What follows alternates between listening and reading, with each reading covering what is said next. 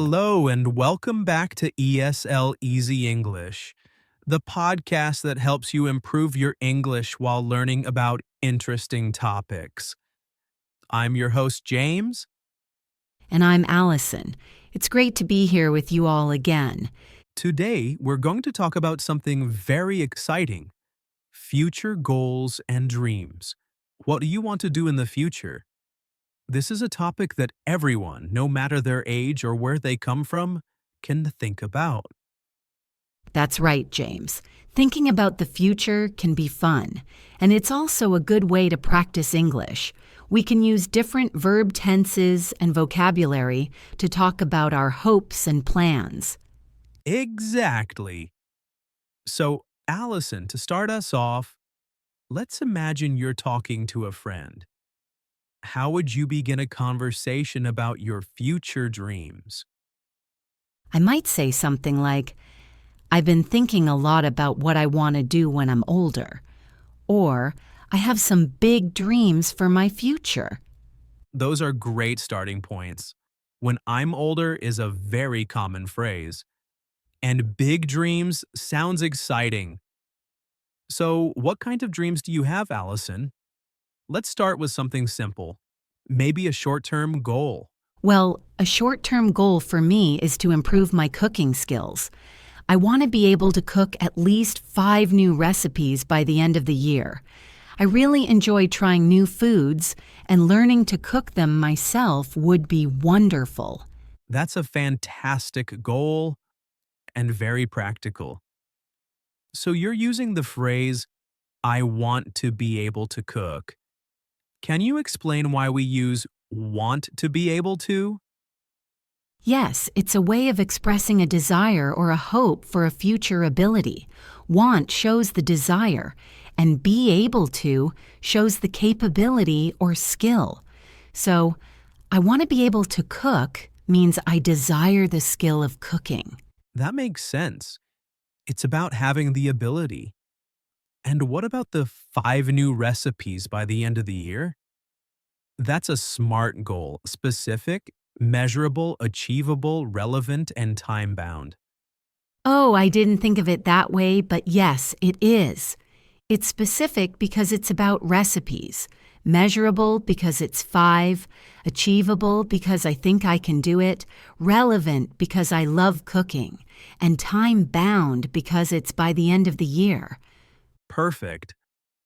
So, for our listeners, when you set a goal, try to make it like Alison's.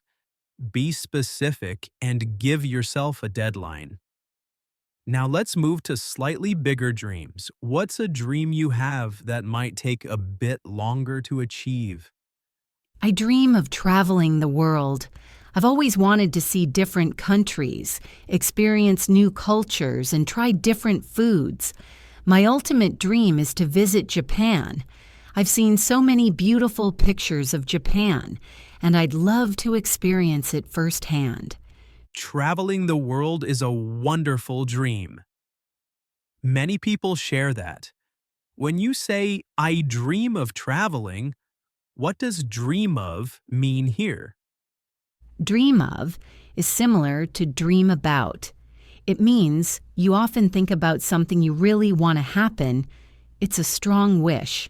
So, I dream of traveling the world means I often think about traveling and really want it to happen. So, it's a strong desire, something you hope for. And you mentioned, my ultimate dream is to visit Japan. Ultimate means the greatest or the final, right? Yes, exactly. It's the biggest or most important dream in that category. So, while traveling the world is a big dream, visiting Japan is my number 1 most important travel dream. I understand. It's like the peak of your travel aspirations, and when you say experience it firsthand, what does that mean? Firsthand means directly, by yourself, not by reading about it or seeing pictures. So I want to go to Japan and see everything with my own eyes, smell the air, taste the food, and talk to people. That's a beautiful way to put it. Experiencing something directly. So, for our listeners, if you have a big dream, like traveling, you can say, I dream of, or I'd love to. And if there's a specific part of that dream that's most important, you can call it your ultimate dream. And to achieve these dreams, we often need to make plans. For my Japan dream, I know I'll need to save money. So, a smaller goal related to that big dream is to start a travel savings account and put a little money in it every month. That's a very smart approach. You're breaking down a big dream into smaller, manageable steps. You're using need to here. Can you explain that? Need to expresses necessity. It means it's important or required for me to do something. So, I need to save money means saving money is necessary for my travel dream. Right. It's something you must do. And put a little money in it every month is a very concrete action. So if your listeners have a goal, think about what you need to do to achieve it. Another type of future goal is related to work or career. I'm hoping to get a promotion at my current job within the next 2 years. I'm working hard to learn new skills and take on more responsibility, so I can show my boss I'm ready for more. A promotion. That's a significant career goal. So you're using hoping to get a promotion. What's the difference between want to get and hoping to get? Want to get is a stronger desire. Hoping to get suggests a bit more uncertainty. It's something you really wish for, but you also understand that there are factors outside of your control. It's a little softer than want. That's a subtle but important difference. Hoping to can sound a bit more polite or less demanding. And you mentioned within the next 2 years. That's a good time frame. Yes, it gives me a target. And to reach that target, I'm focusing on learning new skills and taking on more responsibility. These are actions that will help me qualify for the promotion. That's excellent strategy. You're not just waiting for it to happen, you're actively working towards it. So, for our listeners, if you have a career goal, you can say, I'm hoping to, or I'm aiming to, and think about what skills or actions will help you get there. On a more personal level, I'd like to learn a new language. I've always been fascinated by the sound of Italian, and I'd love to be able to speak it fluently one day. I imagine myself ordering coffee and pastries in Rome. Italian, bellissimo. And that's a great example of a personal development goal. You're using I'd love to be able to speak it fluently. Fluently is an important word here. What does it mean? Fluently means speaking a language easily and smoothly, without a lot of hesitation or mistakes. It's like a native speaker, or very close to it. So, not just knowing some words, but being able to have a real conversation. And ordering coffee and pastries in Rome is a lovely, vivid image. It makes the goal feel more real. It does. And to achieve that, I'm planning to start with an online course and maybe find a language exchange partner. That way, I can practice speaking regularly. That's a practical plan. So, you're using planning to start and maybe find. This shows you're making concrete steps. And the maybe suggests flexibility, which is also good when planning. Absolutely. Life can be unpredictable, so having some flexibility in your plans is important. Now, let's think about dreams that are perhaps less about personal achievement and more about contributing to the world or helping others. Do you have any dreams like that, Alison? Yes, I do. I'd like to volunteer more in my community. Specifically, I'm interested in helping at an animal shelter. I love animals and I believe that giving my time to care for them would be very rewarding. That's a very compassionate goal. Volunteer is a great word. It means to offer your time and skills for free to help an organization or cause. And rewarding means it gives you a feeling of satisfaction and happiness. Exactly. I feel that helping others, whether people or animals, is a very important part of life. I hope to find a local shelter that needs help and offer my time a couple of days a week. That's a wonderful intention. So you're using I'd like to volunteer. This is another way to express a desire for future action. It's a bit more formal than I want to volunteer.